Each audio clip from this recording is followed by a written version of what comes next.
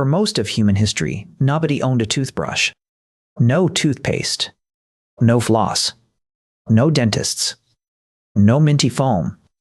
And yet ancient skulls keep showing up with shockingly clean teeth. Not clean like ours. Cleaner. Stronger. Straighter. Almost no cavities. That should be impossible. So what were they doing? Or more importantly, what were we doing wrong? Because the real question isn't how ancient humans brushed their teeth. It's why their mouths were healthier than yours without trying. Picture a hunter-gatherer waking up 40,000 years ago. He stretches under a hide blanket near the dying coals of a fire. He doesn't reach for a sink. He doesn't reach for a mirror. He just opens his mouth and starts the day. And inside that mouth is a row of teeth most modern dentists would weep to see. Anthropologists have been studying ancient jaws for over a century, and they keep finding the same strange pattern. Hunter-gatherer skulls show almost no tooth decay. Their teeth are worn flat from chewing tough food but rarely rotten. Their gums look healthy. Their jaws are wide and well-formed. Their wisdom teeth actually fit. Imagine that. A mouth designed to hold all the teeth it grew. So how did they pull this off without a single tube of Colgate? The first answer is the boring one. They weren't eating what we eat. There was no sugar, no soda, no white bread, no candy bars hidden in a glove compartment. A Paleolithic diet was meat, fish, roots, nuts, seeds, tough plants, and the occasional handful of wild honey if a brave soul climbed for it. The bacteria that cause cavities, mainly Streptococcus mutans, feed on sugar. No sugar, no feast, no rot. Their mouths simply didn't host the same microbial party yours does right now. But diet alone isn't the whole story. Because ancient humans absolutely did clean their teeth. They just didn't call it brushing. The oldest evidence is hiding in the teeth themselves. Scientists studying Neanderthal remains from a cave in Spain found tiny grooves worn into the sides of their molars. Grooves shaped like the end of a thin stick. These are called toothpick grooves. And they show up across the world, across species, across hundreds of thousands of years. Neanderthals were picking their teeth. Homo erectus may have been picking their teeth. Our ancestors were running little twigs between their molars before they ever drew a single cave painting. Think about that for a second. Toothpicks are older than art. Toothpicks are older than agriculture. Toothpicks might be older than our species. But picking food out is one thing. Scrubbing is another. And here's where it gets interesting. Around 5,000 years ago in ancient Babylon, somebody invented the chew stick. It was a small twig with one end frayed into soft fibers, basically a disposable bristle brush. You'd gnaw the end until it splayed open, then rub it against your teeth and gums. Different cultures pick different woods. In ancient Egypt, they used twigs from the Salvadora persica tree. In Africa and the Middle East, that same tree is still used today, and it's called the miswak. It's not folklore. The World Health Organization has actually recommended miswak as an effective oral hygiene tool. Modern studies show the wood contains natural compounds that fight plaque bacteria. Ancient humans with zero chemistry knowledge accidentally chose a stick that was basically a pharmacy. Now imagine you're in an Egyptian household around 3000 BCE. The sun is climbing over the Nile. You crouch by the water with a frayed twig in your mouth. You chew, scrub, spit. The taste is sharp, peppery, slightly bitter. You feel your teeth squeak clean. And then, because the Egyptians could never leave anything alone, somebody decides this isn't enough. They invent toothpaste. The earliest known toothpaste recipe comes from an Egyptian papyrus. The ingredients are, frankly, unhinged. Powdered ox hooves, burned eggshells, crushed pumice stone, mixed into a gritty paste you smeared onto your teeth with a finger or a stick. It worked, probably a little too well.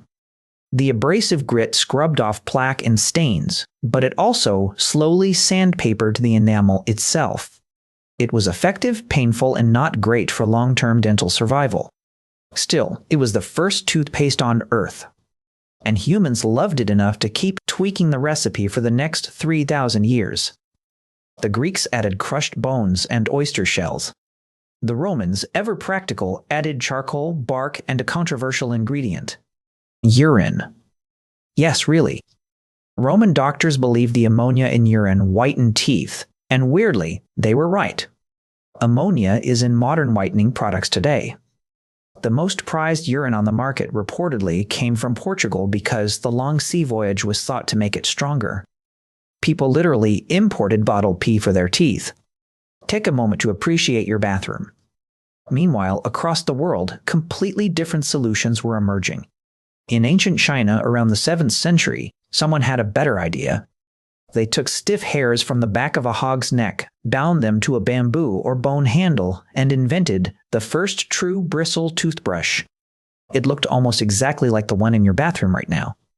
This design traveled along trade routes into Europe and quietly waited for industrial nylon to replace the pig hair in 1938.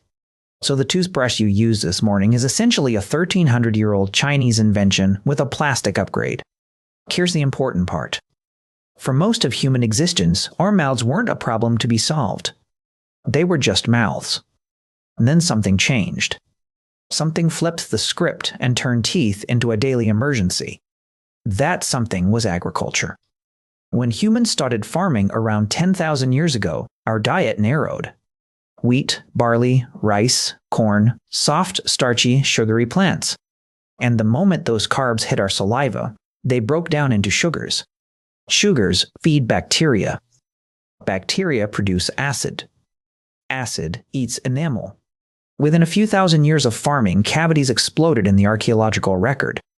Skulls from farming villages have dramatically more tooth decay than skulls from hunter-gatherers living right next door. Same species. Same century. Wildly different mouths. Some anthropologists argue this was one of the worst trades our species ever made. Softer food for harder lives. It's a debated idea, not a settled one, but the tooth evidence is hard to ignore. Our jaws also started shrinking. Soft-cooked food meant less chewing, less stress on the bone, smaller jaws over generations.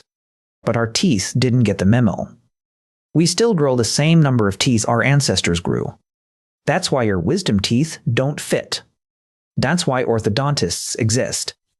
You're walking around with a hunter-gatherer's teeth crammed into a farmer's jaw. Quick pause. I want to know something. When was the last time you actually thought about what your teeth are for, not cosmetically, but as ancient tools? Drop a comment with the strangest thing you've ever used your teeth to do. Opening packaging, holding bobby pins, biting a thread, whatever it is. I read them and the answers are always wild. Now back to the mouth. Because ancient humans weren't just cleaning their teeth. They were using them as a third hand. Anthropologists have found wear patterns on Neanderthal front teeth that look exactly like what you'd see if someone held an animal hide between their teeth while scraping it with a stone tool. Their teeth were a vise, a workbench, a built-in clamp for skinning, weaving, and tool-making. Many ancient skulls show that the front teeth wore down faster than the back teeth, the opposite of modern mouths. These were working teeth. Used. Necessary. Not necessary. Earned. And then came the Middle Ages, and things got worse before they got better. Medieval Europeans rinsed their mouths with wine and vinegar. They rubbed their teeth with cloth and salt. They believed cavities were caused by tiny toothworms living inside the gums, a theory that lasted, somehow, for nearly 4,000 years across multiple civilizations.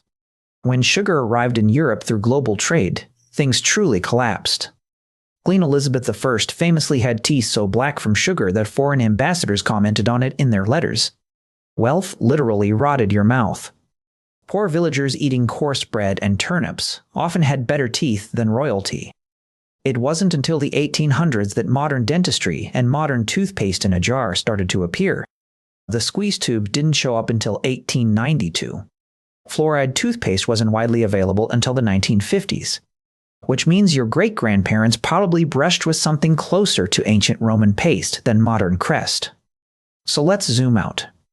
For roughly 300,000 years, Homo sapiens cleaned their teeth with sticks, fibers, fingers, salt, ash, and the occasional ground-up hoof.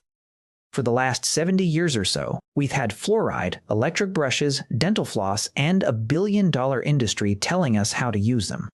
And our teeth are still, on average, in worse shape than a Paleolithic hunter's. Not because we're lazy, because our food has changed faster than our biology can keep up. You're brushing twice a day to fight a battle ancient humans didn't even have to show up for. So tonight, when you stand in front of your bathroom mirror with your minty foam and your soft nylon bristles, think about this. 40,000 years ago, someone stood at the mouth of a cave, chewed the end of a twig, ran it between their teeth, and spit into the dirt. Their mouth was probably cleaner than yours will ever be. Their tools were simpler. Their food was harder. Their lives were shorter. But their smiles, when they smiled, were the kind of smile evolution actually designed. Yours is the compromise. Theirs was the original.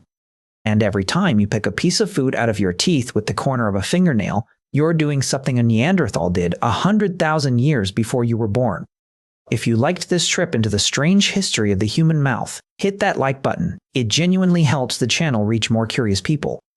Subscribe to Hominin for more deep dives into what your ancient body is still secretly doing.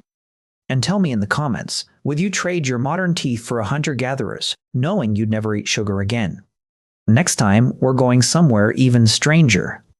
We're going to find out how ancient humans actually slept, and why almost everything you've heard about it is wrong. See you then.